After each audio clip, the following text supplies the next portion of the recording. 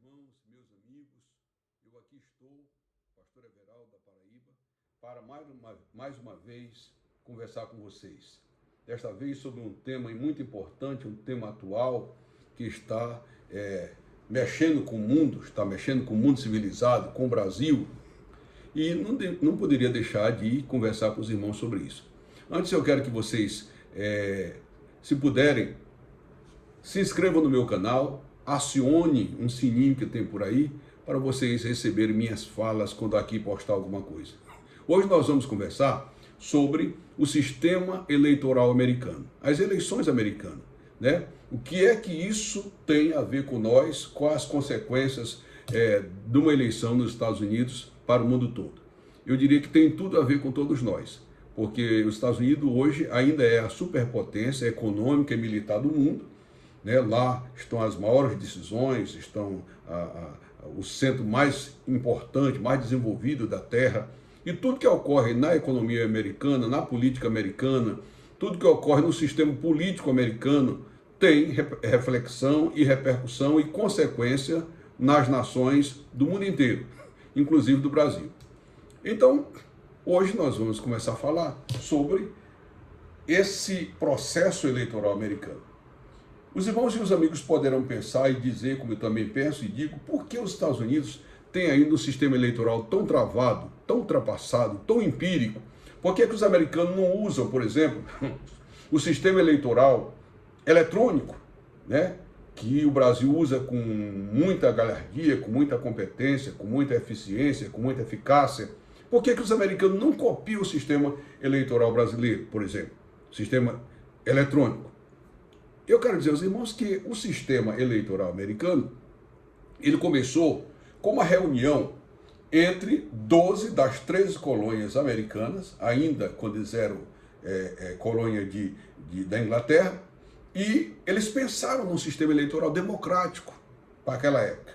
Então, eles, em 1774, houve essa reunião, e eles, então, bolaram um sistema eleitoral através de eleição indireta, através de delegados, né, em que a nação votaria, né, mas escolheria esses delegados que representariam, que votariam no presidente da República, representando assim as 13 colônias americanas na época.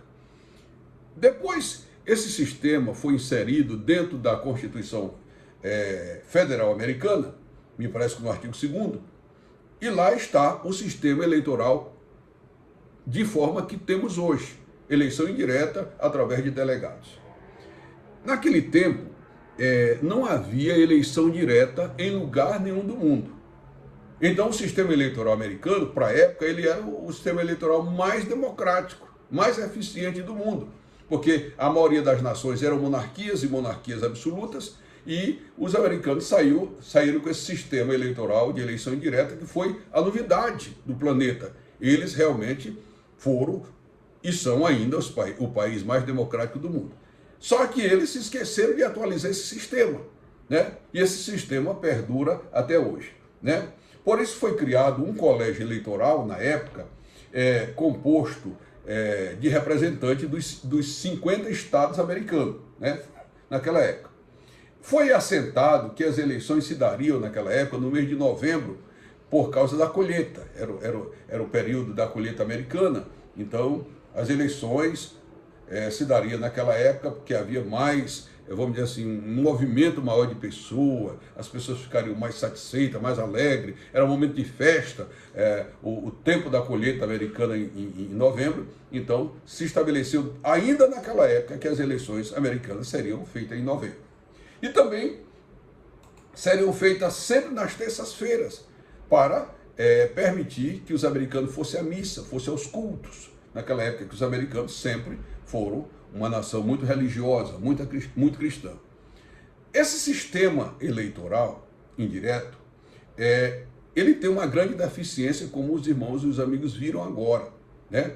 Nem sempre o candidato mais votado pelo povo é o presidente da República, acaba sendo o presidente da República. Por quê? Exatamente porque o povo vota, mas é eleito um colégio eleitoral representantes, essas pessoas representam, é como se fosse um congresso, né? Um parlamento, né?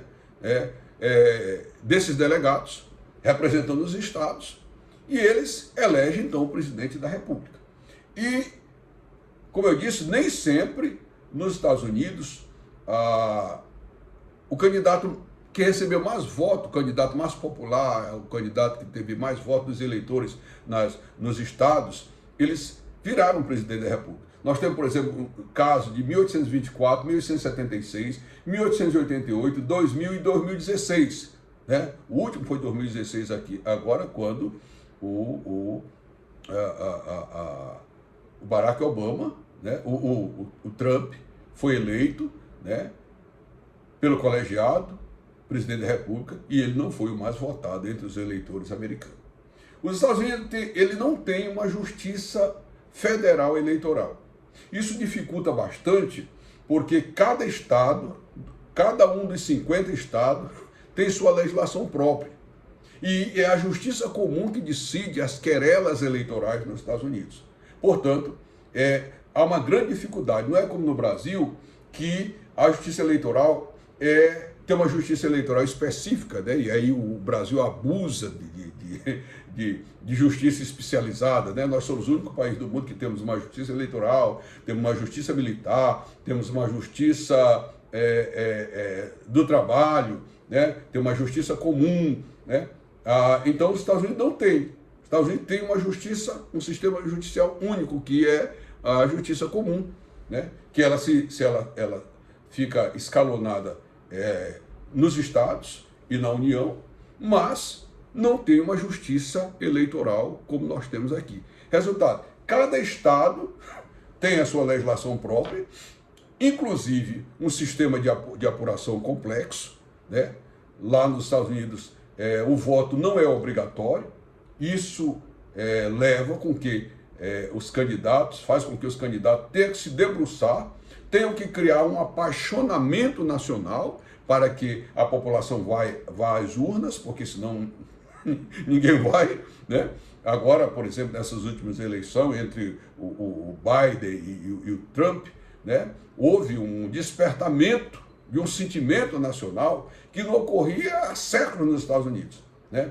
Exatamente por causa dessa briga racial, desse despertamento racial, né? Dessa polemização de um presidente extremamente polêmico, que foi o Donald Trump, e despertou nos eleitores o desejo de ir às urnas para mudar ou não, e que acabaram mudando, certo? O presidente da República, sempre de forma muito democrática. Como disse, o voto não é eletrônico, a apuração é manual, isso leva meses para ser concluído, embora se conheça, como se conheceu agora, já verdadeiramente o opositor do Trump foi eleito, o democrata Joe Biden, mas isso leva meses para sair a homologação oficial, para que a justiça americana declare quem é efetivamente o vencedor. Leva tempo, exatamente por causa da complexidade do sistema eleitoral, de legislação, de apuração. Lá se vota antecipado, lá se vota pelo correio, e isso dificulta imensamente, faz com que o sistema eleitoral americano seja o mais complexo do mundo, né? Mais complexo. E graças ao espírito democrático que já nasceu no povo americano, é que não é um caos. Imagina um sistema desse aqui no Brasil, né? Não se chegaria a lugar nenhum, sem falar a grande faceta de corrupção que poderia empestar esse sistema eleitoral tão complexo como é o americano, caso isso fosse aqui no Brasil, é claro, né? Mas por que esse sistema eleitoral funciona nos Estados Unidos? Porque é um sistema eleitoral tão arcaico, tão antigo, de 200 anos, né, com legislação diversas, regida por estados diversos, forma de votar diversas, né, forma de apuração lentíssima. Por que esse sistema ainda funciona? Ele funciona exatamente porque lá nos Estados Unidos há um legislativo forte e representativo. O legislativo americano ele é tão forte que o presidente da República lá não faz o que quer. Há uma grande diferença entre o poder executivo americano e o poder executivo brasileiro. O poder executivo americano é um poder executivo que nasceu do Congresso. Ele já nasceu de uma assembleia, né? Então, tal que o Congresso americano é um dos mais fortes do mundo, né? Lá, a democracia americana é uma democracia que não se compara, nenhuma democracia no mundo é como a americana, porque é uma democracia congressual, né? Não é um sistema parlamentar, mas é um sistema presidencialismo congressual, onde o Congresso tem muita força, o Congresso tem muito poder, e o presidente lá tem amarras, não é como aqui no Brasil, que é um presidencialismo imperial. No Brasil, a gente pegou depois do imperador, mas colocou todos os poderes que tinha o imperador no presidente da República. E ficou no Brasil o presidente da República, que é o homem mais forte do mundo. É um presidencialismo, um dos mais fortes, mais autoritários do mundo, é o sistema presidencial brasileiro. Nos Estados Unidos, não. Há um grande equilíbrio com prevalência do Congresso. Por isso que esse sistema eleitoral lá funciona muito bem. Outro motivo que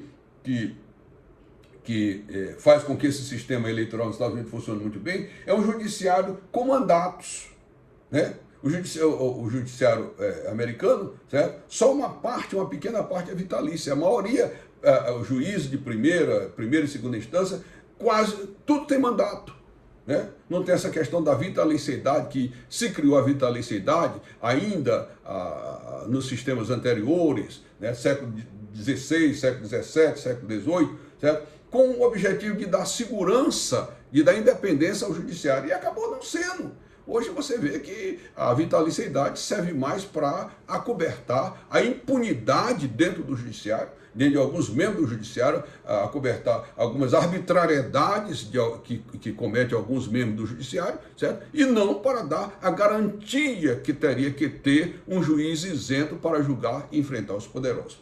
Os americanos acabaram com esse negócio de vitaliciedade de forma vertical, como é no Brasil, e por isso, com o judiciário com mandato, com mais responsabilidade, a tendência é que ele seja menos corrupto, né? Então o judiciário americano tem um índice de corrupção quase zero. Isso também fortalece, faz com que esse sistema eleitoral, mesmo complexo, ele tenha eficácia, né?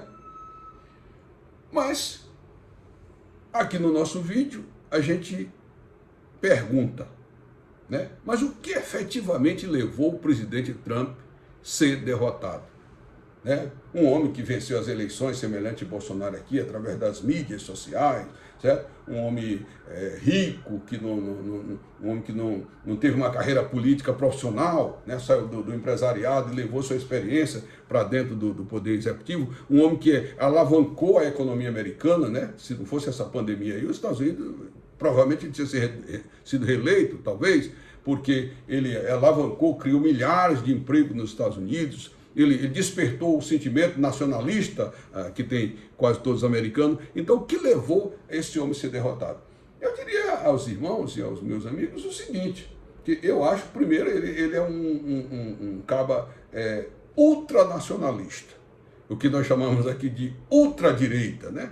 Porque o americano em si, o Donald Trump, ele é um homem do Partido Republicano. Os republicanos, eles herdaram aquele sistema, né, ultranacionalista que levaram a eles se libertarem da Inglaterra. Aquele em que os Estados Unidos é meu, ninguém entra aqui, os Estados Unidos é para americano, certo? Favorável à escravidão, contra negros, contra imigrantes, etc. Então ele incorporou esse sistema ultradireita, né, ultranacionalista, que não tem mais lugar hoje no mundo civilizado, onde as pessoas aprendem a compreender que um país se faz com pessoas, não só daquele país, mas outras pessoas que venham ajudar a trabalhar e engrandecer. E os Estados Unidos é grande hoje por causa dos imigrantes, né? Os grandes crânios que existem nos Estados Unidos, os grandes cientistas americanos, não são necessariamente americanos. Certo? Tem muita gente que eles têm uma coisa muito boa que nós não temos, que quando eles tem um imigrante nos Estados Unidos que é um crânio, é competente, é um gênio, eles investem naquele cabo e aquele cabo fica nos Estados Unidos, certo? Adquire a cidadania americana e se torna o quê? Um cidadão americano, ficou americano, mas na verdade o cabo não nasceu nos Estados Unidos, né? O próprio Biden, o presidente eleito agora, ele é de descendência de imigrantes, né? De imigrantes. Então, essa condição do Trump de ultra-radical, não há dúvida nenhuma que afastou os americanos dele nessa recondução, né? Outro motivo que eu também entendo que tenha ocorrido é a política de violência contra imigrantes, como eu acabei de dizer. Os imigrantes ajudaram a formar a nação americana que se tem hoje, né? Essa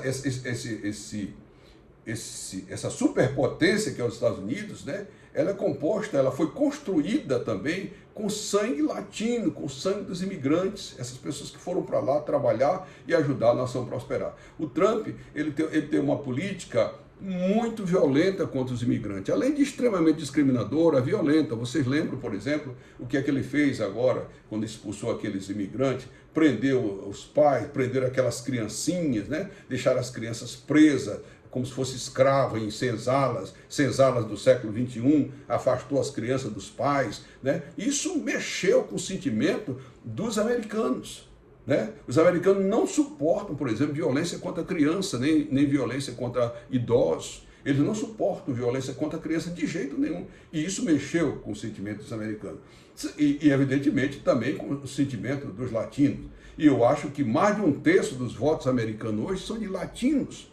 São de pessoas estrangeiras que vieram fazer a vida nos Estados Unidos e se tornaram cidadão americano. Esses votos todos saíram dele e foram para Biden, foram para o opositor. E o resultado é que o presidente Trump perdeu o voto dessa gente, né?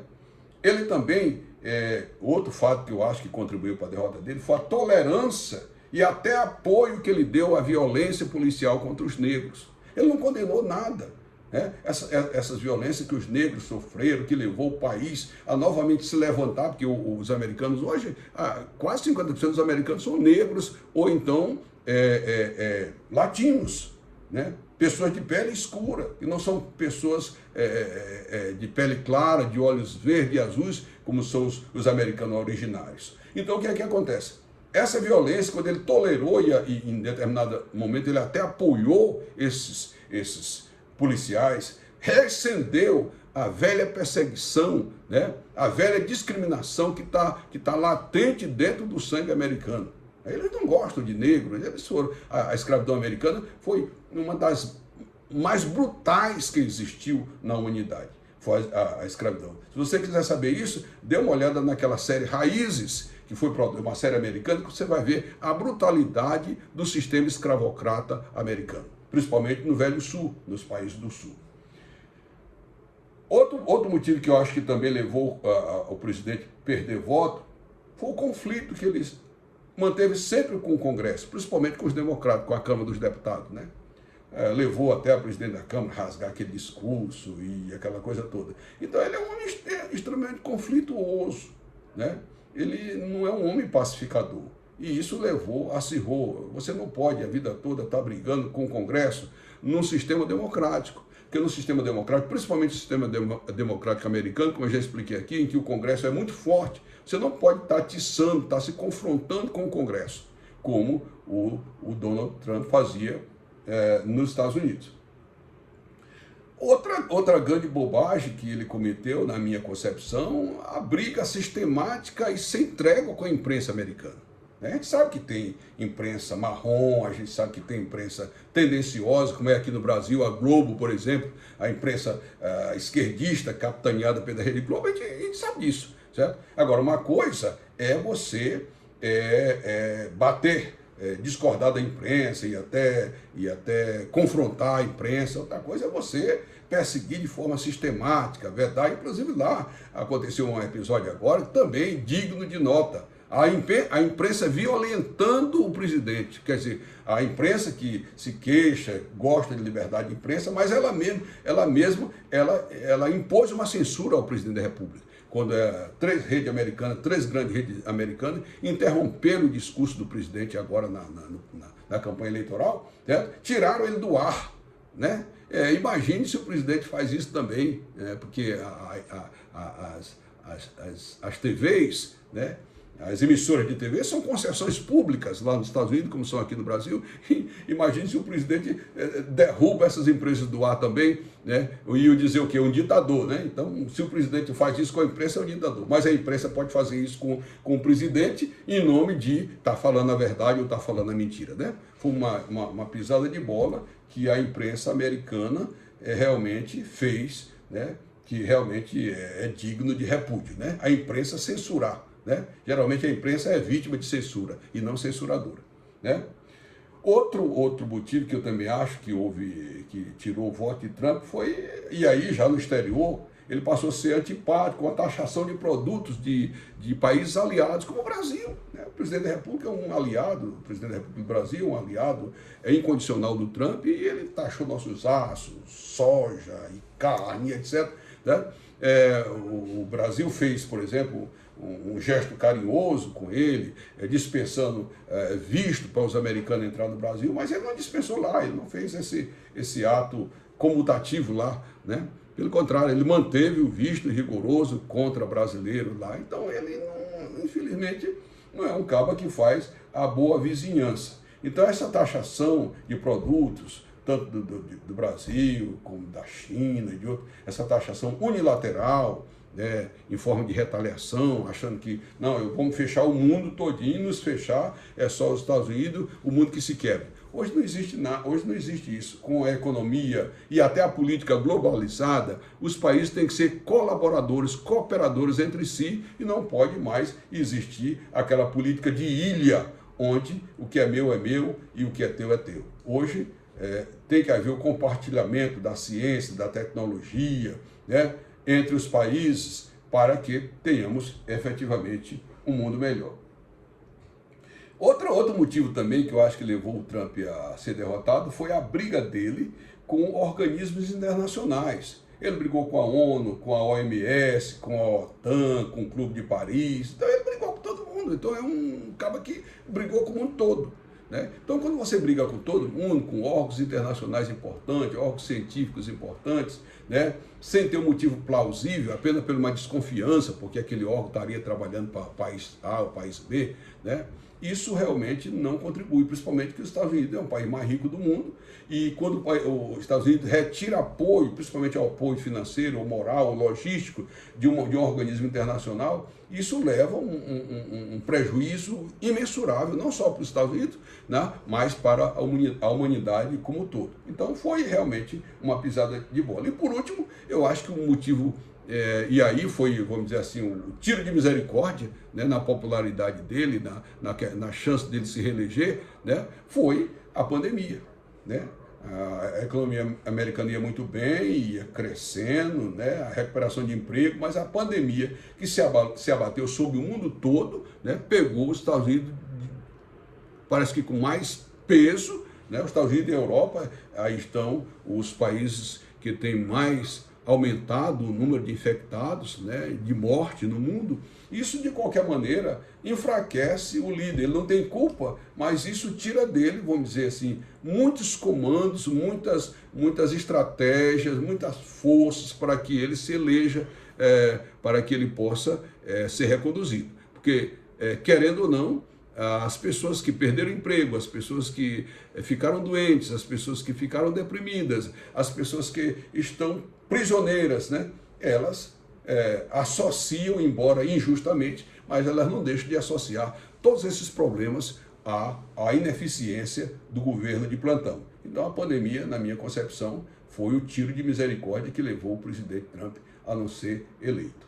E por último, eu quero dizer o que o Brasil ganha, o que perde com isso. Eu acho que não ganha nem perde nada. Diferentemente do que muita gente acha, eu acho que, primeiro, o governo Trump não privilegiou o Brasil em nada. Pelo contrário, nos taxou, né?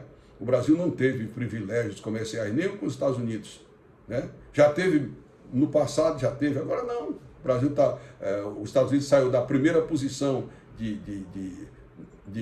negociantes conosco, com nossos produtos, e agora é a segunda. A China superou, hoje o Brasil vende mais para a China, menos para os Estados Unidos.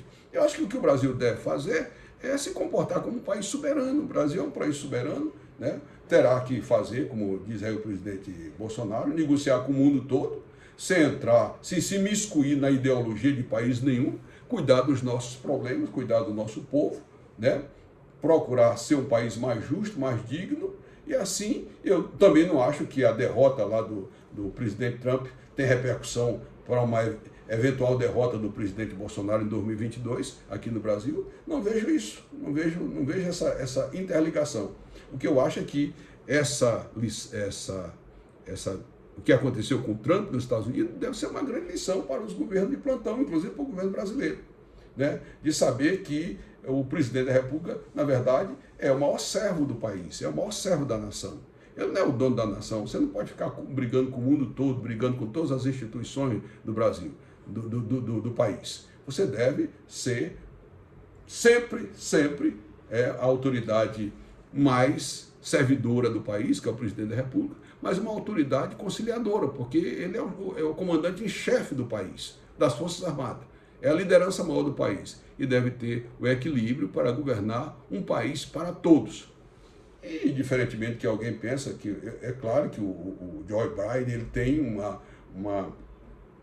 uma tendência esquerdista, isso não há dúvida nenhuma, né? Agora, os Estados Unidos não é um país que aceita comunista, né? Os Estados Unidos, a gênese do povo americano, eles odeiam o comunista, né? Jamais eles vão admitir lá um governo comunista no estilo da China, de Cuba, da Coreia do Norte, da União Soviética, da Rússia, absolutamente. Agora, o Brian, ele é católico, né? Ele é de origem, a mãe dele, os pais dele foi irlandês, ele vem de uma grande tragédia, né? Perdeu esposa, perdeu filhos, foi deprimido, sofreu muito, mas ele também tem alguns pontos que chamam a atenção. Ele foi o senador mais novo que os Estados Unidos já teve, né? Com 29 anos, me parece, né? Ele também é um cabo experiente, né? Um cabo com quase 78 anos de idade, ele já não vai fazer a mesma besteira que o Trump fez, por exemplo, esperamos. E o que chamou a atenção dele, o gol que ele fez assim na frente do Trump, por exemplo, ele, como branco, ele foi um vice-presidente do primeiro presidente americano negro, que foi Barack Obama, né? E ele estrategicamente, agora como presidente, ele chamou para ser uma vice-presidente, primeiro uma mulher, que nunca houve uma vice-presidente mulher nos Estados Unidos, e uma negra. Os Estados Unidos nunca teve uma vice-presidente negra. E aí ele marcou o gol de placa. E aí ele saiu da frente, né, embalado por esse sistema de insatisfação, né, principalmente dos negros e dos imigrantes, acabou derrotando o presidente Trump. Mas os Estados Unidos é uma democracia muito sólida, muito consolidada. A democracia americana é a maior democracia do mundo. Não tenha dúvida de que os americanos, diferente de muitos, eles haverão de se consolidar, de se entenderem e de continuar fazendo aquela nação uma grande nação que é exemplo para o mundo em termos de democracia. São essas as minhas colocações e as minhas reflexões. Um grande abraço a todos.